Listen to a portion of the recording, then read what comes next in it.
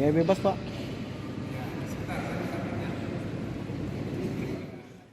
Saudaraku, Stikes Payung Negeri Aceh Darussalam Yudisium 64 Sarjana Kesehatan Masyarakat bertempat di Gor Kabupaten Benar Meriah pada Kamis 2 Maret 2023. Yudisium tersebut dihadiri oleh PJ Bupati Benar Meriah, Ketua IBI Cabang Benar Meriah, Ketua IAKMI Provinsi Aceh, perwakilan dari Polres Benar Meriah, dan Dandim 0119 Benar Meriah, serta Kepala Bank Aceh Syariah Cabang Benar Meriah, Kemenak Benar Meriah, dan Dinas Kesehatan Benar Meriah.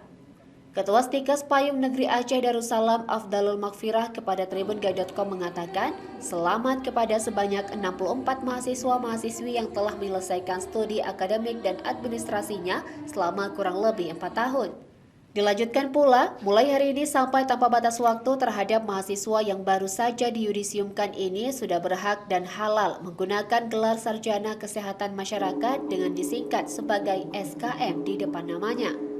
Afdalul berharap kepada alumni 64 orang ini semoga mampu berdaya saing dan berkompetisi di dunia kesehatan. Tidak hanya berakhir di sarjana saja, namun kedepannya lagi mampu meraih dan mengejar gelar magister hingga doktor.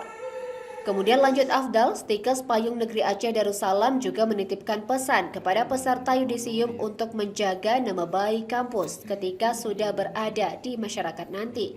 Kemudian Afdalul menambahkan, pihaknya juga siap berkolaborasi dengan pemerintah setempat dalam program penurunan angka stunting dan juga siap bersedia menjadi bapak asuh anak stunting Kabupaten Benar Meriah.